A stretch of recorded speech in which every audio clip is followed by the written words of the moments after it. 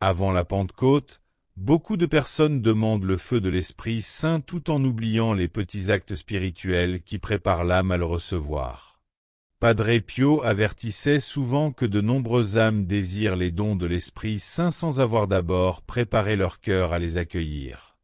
Nous abordons les jours qui précèdent cette grande effusion de grâce avec un sentiment d'attente, désirant souvent une expérience émotionnelle profonde, une résolution soudaine de nos luttes intérieures ou une intervention spectaculaire du ciel. Nous recherchons le vent et la flamme, mais Padre Pio comprenait que l'Esprit Saint commence souvent son œuvre par des actes cachés de foi, bien avant que des grâces extraordinaires ne soient ressenties. Nous voulons que nos peurs disparaissent instantanément, que notre confusion soit remplacée par une clarté absolue. Pourtant, dans notre empressement à vivre l'extraordinaire, nous négligeons le fondement même sur lequel la grâce se construit. Les apôtres ne se sont pas simplement réveillés un matin remplis de l'Esprit de Dieu. Ils ont passé des jours dans le cénacle, loin du bruit du monde, à attendre, prier et laisser leur cœur se vider de leurs propres ambitions afin de pouvoir être remplis de quelque chose d'infiniment plus grand. La Pentecôte n'est pas seulement un événement du passé. Elle reste une invitation pour l'âme aujourd'hui. Mais une invitation exige une réponse, et un invité nécessite une maison préparée. En regardant la réalité du cénacle, nous voyons une profonde leçon de disposition spirituelle. Les hommes et les femmes qui s'y trouvaient n'étaient pas parfaits. Ils portaient le poids de leurs récents échecs, de leurs doutes et de leurs peurs. Ils avaient fermé les portes parce que le monde extérieur semblait dangereux et écrasant. De nombreuses âmes aujourd'hui vivent dans un état similaire. Nous fermons les portes de notre cœur parce que nous sommes épuisés par les exigences de la vie, blessés par nos faiblesses et incertains de l'avenir. Nous portons des angoisses qui nous alourdissent et nous laissons le rythme incessant de l'existence moderne dicter notre vie intérieure. Mais dans cette pièce fermée de Jérusalem, les apôtres ne se sont pas distraits. Ils n'ont pas cherché des divertissements pour fuir leur malaise. Ils sont restés présents à leur pauvreté et ont prié. Padre Pio croyait que les âmes se rapprochent de Dieu lorsqu'elles cessent de fuir leur faiblesse et commencent à la porter honnêtement dans la prière. Ils ont permis à la Sainte Vierge de guider leur attente. Ils ont adopté une posture de profonde réceptivité. C'est cette posture que l'Esprit Saint requiert. Il ne force pas l'entrée dans un cœur entièrement préoccupé par lui-même. Il attend que l'espace soit dégagé, que l'âme reconnaisse son besoin. Si vous préparez votre cœur à la Pentecôte, écrivez « Esprit Saint, prépare mon âme ». La grâce trouve souvent l'âme non préparée parce que celle-ci ne ralentit que rarement assez pour la recevoir. Nous vivons à une époque de mouvement perpétuel, où le silence est perçu comme un ennemi et où la distraction est devenue un refuge. De nombreux croyants tombent dans une erreur spirituelle précise à l'approche des grandes fêtes.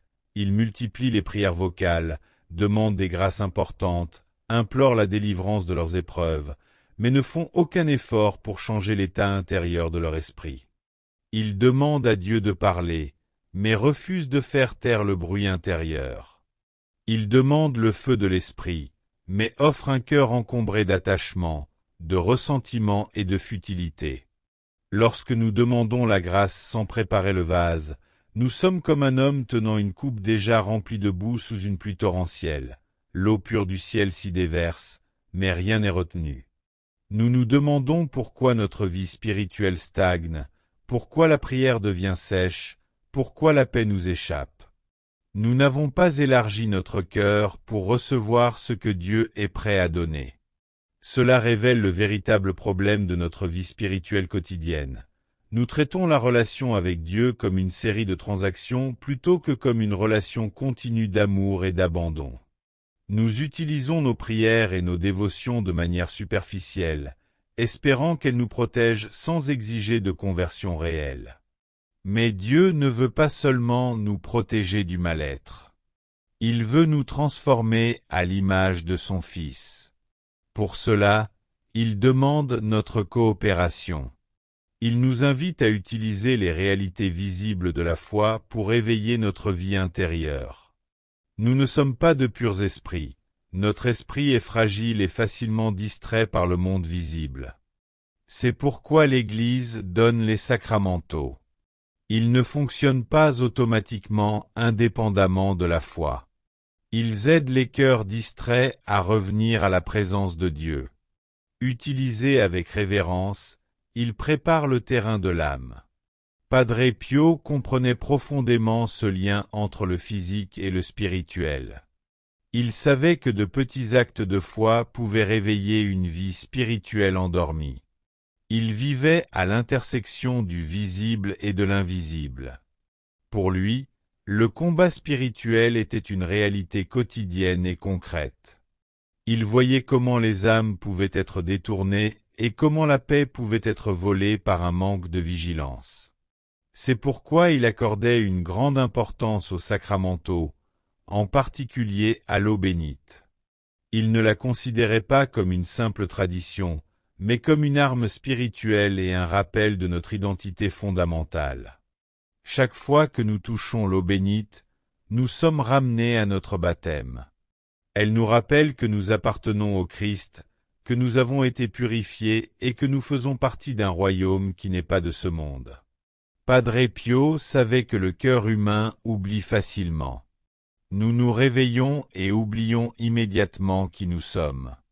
Nous sommes absorbés par nos tâches, nos soucis et nos conflits.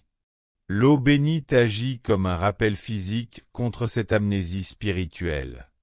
Il encourageait son usage avec foi et respect, surtout dans les moments de lutte spirituelle, car l'ennemi prospère sur l'oubli de notre dignité baptismale. Il encourageait une fidélité simple et constante à la prière, qu'il considérait comme la meilleure arme que nous possédons. Les grands exploits d'ascèse ne sont pas nécessaires à tous, mais la fidélité quotidienne l'est. La vie spirituelle se construit par de petits actes répétés chaque jour, comme une respiration régulière de l'âme. En intégrant l'usage de l'eau bénite dans notre quotidien, nous créons des repères concrets qui nous ramènent à Dieu. Ainsi, à l'approche de la Pentecôte, même le premier geste du matin devient important. Beaucoup de personnes se réveillent et livrent immédiatement leur paix aux préoccupations du monde, avant même de commencer la journée. Et en quelques secondes, la paix du matin est remplacée par l'agitation. Pour contrer cela, placez une petite fontaine ou une bouteille d'eau bénite près de votre lit. Au réveil, avant que les distractions de la journée ne prennent le dessus, avant de laisser l'anxiété s'installer, prenez l'eau bénite. Faites le signe de croix avec attention et respect, au nom du Père, du Fils et du Saint-Esprit. Que ce geste soit le premier rappel que votre vie appartient à Dieu. Rappelez-vous que vous lui appartenez. Offrez-lui les heures invisibles qui viennent. Demandez au Saint-Esprit de guider vos pensées, vos paroles et vos actions. Ce geste est extrêmement simple, mais il porte un poids spirituel immense lorsqu'il est accompli avec une foi sincère. C'est un acte d'abandon entre les mains du Père. Avant d'appartenir à vos soucis, à vos responsabilités ou aux pressions de la journée, vous appartenez à Dieu. Vous placez ainsi un sceau de protection sur votre esprit en entrant dans les exigences de la vie quotidienne. Le découragement prospère lorsque l'âme commence la journée dans la distraction. La plupart des personnes réagissent au stress avant même de penser à Dieu. En prenant les premiers instants du matin avec l'eau bénite et le signe de croix, vous interrompez la dynamique de l'anxiété mondaine. Vous donnez une autre direction à votre âme.